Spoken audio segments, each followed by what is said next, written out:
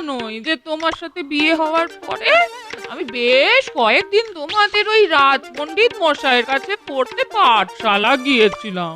হ্যাঁ, কিন্তু ওই পণ্ডিত এত রাগী, তার উপর ফাঁকিবাজ, অকারণে বকাঝকা করতো। তাই দুদিন যাবার পর আর যাইনি। হ্যাঁ, তাই পড়াশোনাটা আর করা হয়নি গো। কিন্তু এখন মনে হয় পড়াশোনাটা করলে হয়তো ভালো হতো। হ্যাঁ, কেন? কি করতে পড়াশোনা করে? তোমার ঘটে যা বুদ্ধি, ওই ওই পড়াশোনা করেও কিছু হতো না। আমাকে দেখো, মহারাজ আমাকে ছাড়া কিছুই বোঝেন না। আমি আমি পড়াশোনা জানলে দেখিয়ে দিতাম, কৃষ্ণনগরের সেরা বুদ্ধিমতী হতে পারতাম। হ্যাঁ, ও আহা, তাই নাকি? ঠিক আছে, ঠিক আছে, তুমিও তোমার মতন আরো কয়েকজনকে জোগাড় করো। আমি মহারাজকে বলে দেখি কিছু করা যায় নাকি। পণ্ডিত এরকম ফাঁকিবাজ হলে তো খুবই মুশকিল। দেখি পণ্ডিতের ফাঁকিবাজি ঘোচাতে হবে এবার। সত্যি সত্যি তুমি আমার পড়াশোনার ব্যবস্থা করবে? হ্যাঁ, কিন্তু কিন্তু তার আগে আরো কিছু লোকজনকে জড়ো করো, যারা তোমার মতন ওই পড়াশোনা শিখতে চায়। আমি এই যাব আর এই আসবো, সবাইকে বলে। হ্যাঁ, এখন মানে এখন বের হলে বাকি রান্না বান্না কে করবে? হ্যাঁ, সব সবজি তো কুটে রান্নাঘরে ফেলে রেখেছো, শুধু ওই মাছের ঝোল দিয়ে ভাত খাচ্ছি। এই তো সবাইকে বলে আমি এই যাব আর এই আসবো। হ্যাঁ, ও বাবা, এ তো পড়াশোনার কথা শুনে এখনই এরকম, এরপর পড়াশোনা করে তো তোমাকে পাত্তাই দেবে না। আরে বাবা, ভাত আছে, মাছ আছে, এই সবজি বানাতে কত আর সময় লাগবে বলো? আঁচ নিভে গেলে এই তুমি না হয় উনুনে আঁচ দিয়ে দিও। হ্যাঁ হ্যাঁ, দিও। রাজসভায় যেতে হবে, এখনই যত ঝামেলা, ওদিকে আবার দেরি হয়ে যাচ্ছে।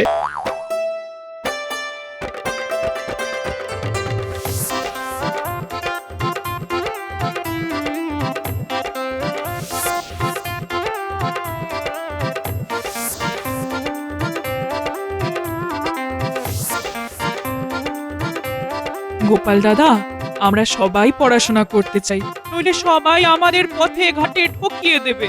দেখো গোপাল দাদা, আমি এতদিন দোকান চালাচ্ছি, কে কখন আমাকে ঠকিয়ে আমার কাছ থেকে মিষ্টি নিয়ে চলে যাবে বুঝতেও পারবো না। তাই তাই আমিও পাঠশালায় পড়তে চাই। গোপাল দাদা, আমি তো অন্যের জমিতে চাষ করি, মালিক কখন আমাকে হিসেবে কম পয়সা দেয়, কখনো বেশি দেয়, বুঝতেই পারি না। আমি পড়তে চাই। বাহ, তুমি তো বেশ করিতকর্মা দেখছি, অনেককেই তো জোগাড় করে ফেলেছো। না তো কি, তোমার সাথে থেকে থেকে সঙ্গ দোষে আমি অনেক কিছুই শিখেছি। হ্যাঁ, এবারে পড়াশোনাটা করে আরো শিখবো। ঠিক আছে, আমি এক্ষুনি রাজসভায় যাচ্ছি, মহারাজকে গিয়ে বলছি যাতে উনি তোমাদের সকলের পড়াশোনার একটা ব্যবস্থা করে দেন। কি সবাই খুশি তো? খুব খুশি। মহারাজ, আজকে কিন্তু একটা বিহিত করতেই হবে। সবার জন্য এক আইন হওয়া দরকার। গোপাল রোজ রোজ দেরি করে আসবে আর আপনি কিছু বলবেন না, এটা চলতে পারে না। হ্যাঁ মহারাজ, গ্রহের চাকা ঘুরছে কিন্তু গোপালের পা যেন রাজসভার দিকে আসতেই চায় না। আর অপেক্ষা করতে হবে না, আমি চলে এসেছি, আপনাদের অপেক্ষার অবসান। না না না না গোপাল, এটা কিন্তু একেবারে উচিত নয়। তুমি রোজ রোজ দেরি করে রাজসভায় ঢুকছো, সবাই তোমার নামে নিন্দে করছে, ছিছি করছে। মহারাজ, গোপালের পায়ে বেড়ি লাগিয়ে দিন না, রাজসভা থেকে যেতেও পারবে না, দেরি করে আসতেও পারবে না। রোজ রোজ গোপাল করে রাজসভায় আসতে দেরি, তাই এবার পড়ানো উচিত গোপালের পায়ে বেড়ি। অত হাসার মতন কিছু হয়নি মহারাজ, আমি একটা প্রস্তাব নিয়ে এসেছি। একটা ছোটখাটো বৈঠক সেরে তারপরে রাজসভায় এলাম মহারাজ। বৈঠক? কিসের বৈঠক? আমাদের বাড়িতে একটু আগে ওই পুটির বাবা, মা, ভোলা অনেকে এসেছিল মহারাজ। আমার গিন্নি পড়াশোনা করতে চায়, শিখতে চায়, আর তার সাথে ওরাও। বাহ বাহ বাহ, পড়তে চায় তো বেশ ভালো, তা পড়ুক না পড়ুক। তাই মহারাজ, আপনি যদি ওদের পড়াশোনার বন্দোবস্ত করে দেন তাহলে খুব ভালো হয়। বেশ বেশ, রাজপণ্ডিত বলুন মহারাজ। শোনো, রাজসভা শেষ হলে তুমি আমার ঘরে আসবে, তোমার সাথে এই বিষয়ে আমি আলোচনা করব। যথা আজ্ঞা মহারাজ। এমনিতেই কয়েকটা দামাল ছেলে মেয়েকে সামলাতে আমি পাগল হয়ে যাচ্ছি, তার উপর আবার নতুন ঝামেলা। মহারাজ, সব কিছুই তো হলো, কিন্তু গোপালের শাস্তির ব্যাপারটা। রাখো তো তোমার শাস্তি। গোপাল এত ভালো একটা প্রস্তাব নিয়ে এসেছে, এখন এটা নিয়ে ভাবো। বাবা রে বাবা, তোল্লাই দিয়ে দিয়ে মহারাজ গোপালকে একবারে তাল গাছে তুলে দিয়েছে। তাহলে আজকে রাজসভা এখানেই সমাপ্ত হলো। পণ্ডিত, তোমার তো আবার এখন পাঠশালায় যেতে হবে। হ্যাঁ মহারাজ। হ্যাঁ, তাহলে তুমি বরং পাঠশালাতেই যাও।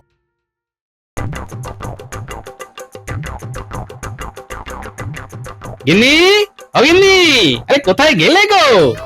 কি হয়েছে কি? চেঁচিয়ে বাড়ি মাথায় তুলছো কেন? আর কোনো চিন্তা নেই গিন্নি, মহারাজ রাজি হয়ে গেছেন। আজকেই পণ্ডিত মশাইকে ডেকে পাঠাচ্ছেন রাজবাড়িতে। তারপর তোমাদের সকলের পড়াশোনার ব্যাপারটা নিয়ে পাকা কথা হয়ে যাবে। বাহ, বেশ বেশ। বুঝলে গিন্নি, বেশ গরম পড়েছে। এইটুকু রাস্তা আসতেই টাকটা একেবারে ফেটে যাওয়ার জোগাড়। ঠিক আছে, তাহলে আর কাজ করো দেখি। বাজার থেকে টুপ করে গোটা চারে পাতিলে বুনিয়ে এসো, এই তোমার জন্য শরবত করে দেবো। না না না না না, এই তো রোদ থেকে এলাম, আবার রোদের মধ্যে বাজারে যেতে পারবো না গিন্নি। তোমার ওই সাধের ছাতাটা নিয়ে যাও। ছাতা কিসের জন্য আছে? বিশ্রাম করার জন্য। উফ, বাপ রে বাপ, তোমার সাথে কথাই আমি পারবো না। যাচ্ছি যাচ্ছি।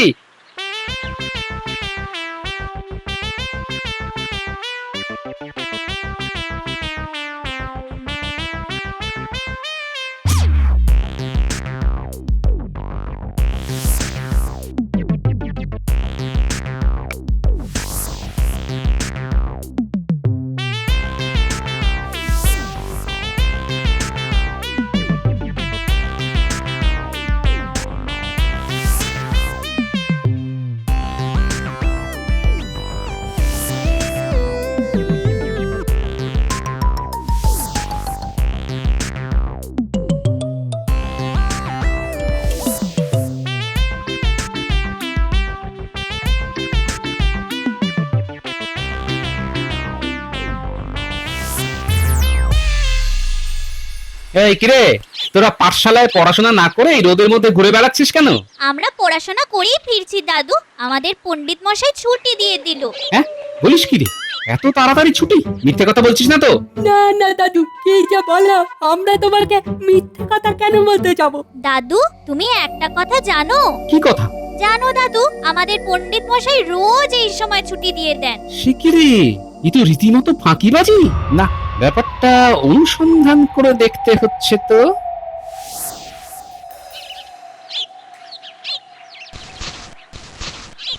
গিন্নি, গিন্নি, এত চেঁচাচ্ছ কেন? পুরো কৃষ্ণনগরে সবাই তোমার হাঁক ডাক শুনতে পাবে। এই নাও বাজারের থলেটা ধরো, আর যা খবর নিয়ে এসেছি না। কি খবর গো? বলো বলো বলো, শুনি শুনি। মহারাজ রাজি হয়েছেন, পণ্ডিত মশাইয়ের সাথে আলোচনা করবেন তোমাদের পড়াশোনা করার ব্যাপারটা নিয়ে। ও, কি মজা! এরপর তাহলে আমাকেও কেউ আর ঠকাতে পারবে না। আমিও লেখাপড়া করে তোমাদের মতো বুদ্ধিমান হব। হুম, ওটা বুদ্ধিমতী হবে। ও ও, যাই হোক, হবো তো। ঠিক আছে, তাড়াতাড়ি খেতে দাও তো, আমাকে একটা ব্যাপার খেয়াল রাখতে হবে, বুঝলে? কি ব্যাপার? দেখো, একটা সময় তুমি এই পণ্ডিতের রাগ আর ফাঁকিবাজির জন্য পড়াশোনা করতে পারোনি। এখন যেন তোমাদের পড়াশোনায় কোনো ঘাটতি না হয়, সেটা দেখতে হবে তো। ও, তাই বলো? ও গিন্নি, খুব খিদে পেয়ে গেছে গো, এখন একটু খেতে দাও দেখি। ও হ্যাঁ হ্যাঁ হ্যাঁ, দিচ্ছি দিচ্ছি দিচ্ছি। হ্যাঁ হ্যাঁ, বসো বসো, আমি দিচ্ছি।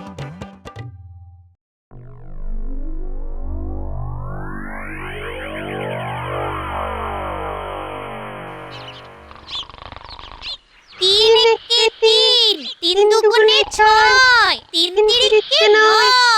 ভাই অনেক পড়াশোনা হয়েছে। আমরা রোজ তোতা পাখির মতো অকারণে বকে যাই, আর পণ্ডিত মশাই তো ঘুমিয়ে থাকেন। ঠিক বলেছিস। আরে ঠিক আছে, চল তাহলে আমরা বাইরে গিয়ে খেলি। না না, পণ্ডিত মশাই জেগে গেলে মুশকিল হবে, তার চেয়ে বরং এখানেই গুনগুন কর। হ্যাঁ, ঠিক বলেছিস।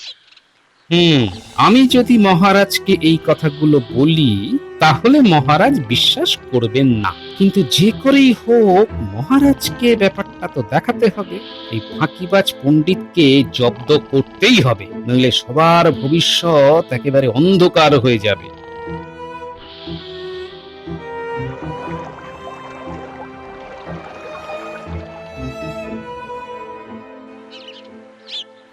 আরে গোপালজি, বলো বলো বলো। মহারাজ, একটা কথা বলতে এলাম।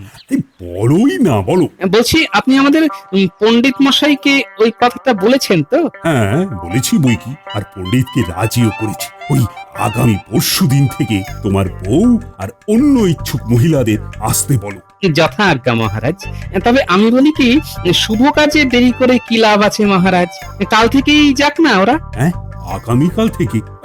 ঠিক আছে, কিন্তু পণ্ডিতকে তো কথাটা বলতে হবে। থাক না মহারাজ, উনি তো কাল আসবেন পাঠশালায়, একেবারে আপনি আমাদের সাথে গিয়ে দেখে নেবেন, মানে মনের কথা বলে নেবেন সব। ঠিক আছে গোপাল, তবে তাই হোক। তুমি সবাইকে নিয়ে সকালবেলায় পাঠশালায় চলে এসো, আমিও চলে যাব, আর তখনই না হয় একেবারে পণ্ডিতকেও বলে দেবো। ধন্যবাদ মহারাজ, ধন্যবাদ। পণ্ডিত মশাই, এবার তো খেলা শুরু হলো, আপনার ফাঁকিবাজি এবার একেবারে ঘুঁচে যাবে।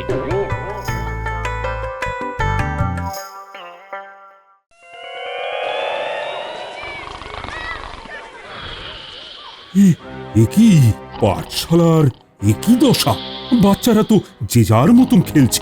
মহারাজ, পণ্ডিত মশাইয়ের অলসতায় পাঠশালা এখন পাঠ খেলা হয়ে গেছে। বটে, আমি খেলা ঘোচাচ্ছি। পণ্ডিত, পণ্ডিত, ওঠো, ওঠো বলছি। মা গো, এই দিনে দুপুরে পণ্ডিত মশাই কেমন নাক ডাকছে, হ্যাঁ? বাবা গো বাবা, হ্যাঁ? মহারাজ, পণ্ডিত মশাইকে ডাকার ব্যবস্থা আমরা করছি। হ্যাঁ, তাই কর, আমিও কিছু সাহায্য করছি। এবার পণ্ডিত বুঝবে খেলা।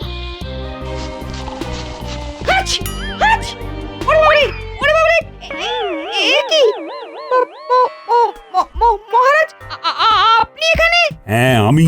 দেখলেন মহারাজ, এই কারণে আমি পণ্ডিত মশাইকে আগে থেকে জানিয়ে আসতে বারণ করেছিলাম। ঠিকই করেছ গোপাল, নইলে পণ্ডিতের এই ফাঁকিবাজি আমি চাক্ষুষ দেখতে পেতাম না।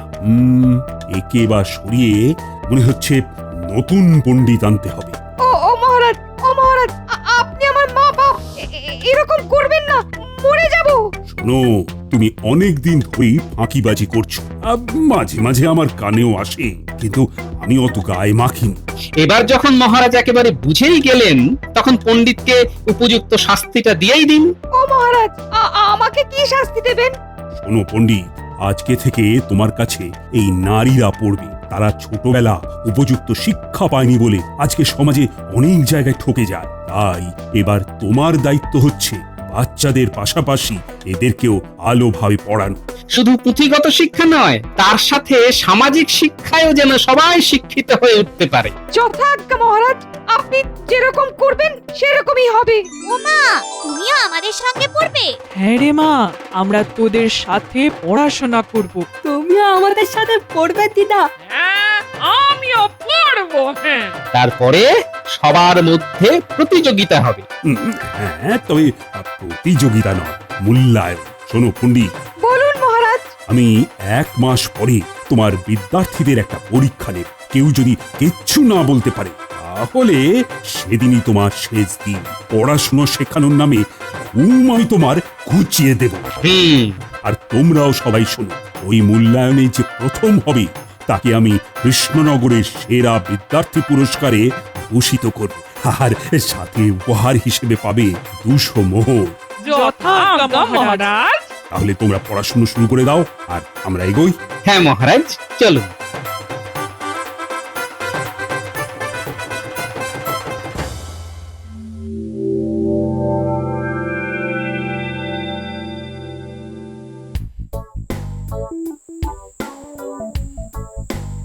বুঝলে, এবার আমাদের একটা পাকা বাড়ি করা উচিত। হ্যাঁ, ওরে বাবা, পাকা বাড়ি? সে তো অনেক খরচ গো গিন্নি।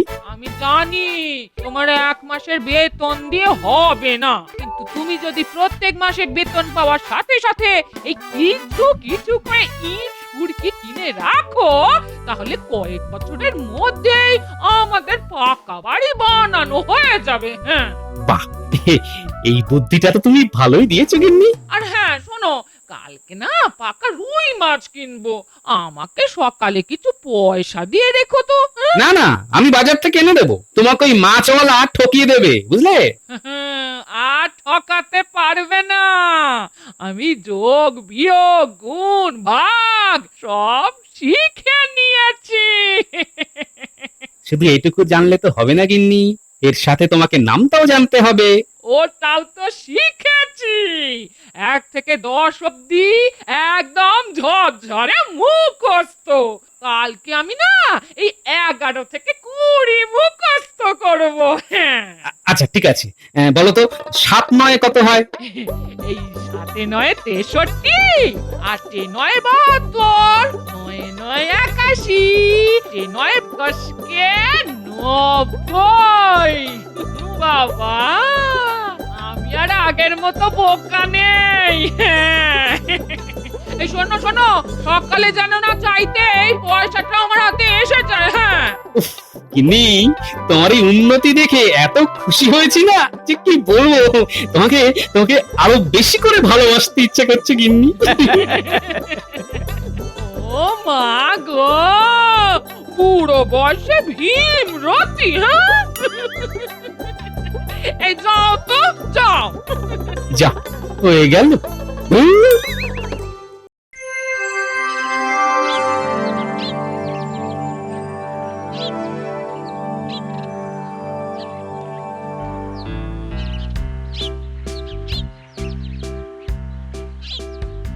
আজ আমার শিক্ষার 1 মাস হয়েছে।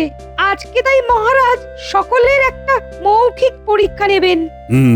এবার আমি দেখতে চাই পণ্ডিত তোমাদের মনোযোগ দিয়ে পড়িয়েছে না আগের মতোই ফাঁকিবাজি করেছে। মহারাজ, আমি আমার বিদ্যার্থীদের এমন ভাবে তৈরি করেছি সবাই এখন খুব বুদ্ধিমান ও বুদ্ধিমতী। আপনি পরীক্ষা করে দেখুন। আমাদের এই কৃষ্ণনগরের সবচেয়ে বুদ্ধিমান লোক হলো গোপাল, তাই গোপালই প্রশ্ন করো। আমিও মাঝে মাঝে প্রশ্ন করব। হ্যাঁ, সে কি আমি? হ্যাঁ তুমি। আচ্ছা ঠিক আছে ঠিক আছে।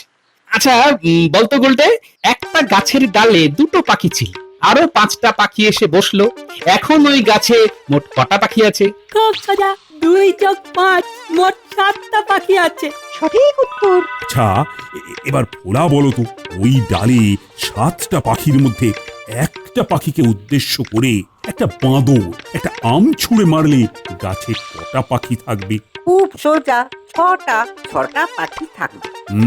ভুল হয়ে গেল। মহারাজ, আমি বলবো। হ্যাঁ বলো বলো। ওই গাছে একটাও পাখি থাকবে না, কারণ ভয়ে সব পাখি উড়ে যাবে। সাবাস সাবাস, বেশ বুদ্ধির সাথে উত্তর দিয়েছো। আচ্ছা এবার বলো তো, একটা চৌবাচ্চায় 10টা মাছ ছিল, তার মধ্যে 3টে মাছ মরে গেলে কটা মাছ থাকবে? এই 10টাই থাকবে, কারণ মরা হলেও মাছ তো। অসাধারণ অসাধারণ। বাহ, ভালো উত্তর দিচ্ছ তো। আর তুই বলতো, সূর্য আর পৃথিবীর মধ্যে কে কার চারদিকে ঘোরে? পৃথিবী সূর্যের চারিদিকে ঘোরে। কোন দিক থেকে কোন দিকে ঘোরে? কোন দিকে ঘোরে তো জানি না। পশ্চিম থেকে পূর্ব দিকে ঘোরে। হ্যাঁ, বাহ বাহ বাহ, চমৎকার চমৎকার, অসাধারণ। বাবা, দিদি তুমি তো সব টপ উত্তর দিচ্ছ। হিংসে করো না, হিংসে করো না, তোমার হিংসে আমার আশীর্বাদ। আচ্ছা হিংসার আরেক মানে তো ঈর্ষা, এই ঈর্ষার বানান বলো তো পুঁটির মা। হস্যই দন্ত স রেফ আকার। হ্যাঁ, আরে না না, ওটা দীর্ঘই আর মূর্ধন্য স রে আকার হবে। হ্যাঁ, একদম ঠিক। গোপাল বউ দুরন্ত জবাব দিচ্ছে। আচ্ছা এবার পুঁটির বাবা বলো তো, জলের অপর নাম কি? জলের অপর নাম জীবন। সঠিক উত্তর।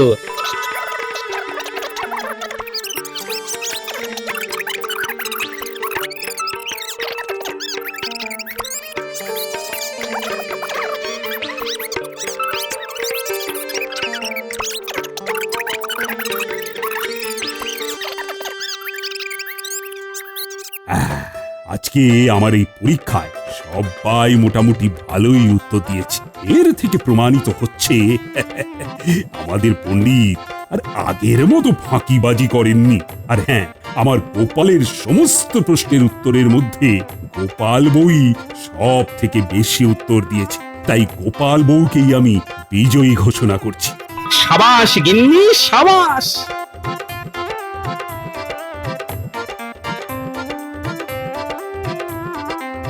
আমি সগৌরবে এই 200 মোহর গোপাল বউয়ের হাতে তুলে দিলাম। গোপাল রাজসভায় উপহার পাচ্ছে আর গোপাল গিন্নি পাঠশালায়। জয় পরাজয় তো থাকবেই। তোমরা সকলে মন দিয়ে পড়াশুনো করে আমাদের রাজ্যকে শিক্ষিত রাজ্য হিসেবে গড়ে তোলো। নিশ্চয়ই মহারাজ। গোপাল বউ অবশেষে সেরা বুদ্ধিমতী কৃষ্ণনগরের। কৃষ্ণনগরের সেরা বুদ্ধিমান ও সেরা বুদ্ধিমতী এখন এক বাড়ি থেকেই বিরাজ করবে।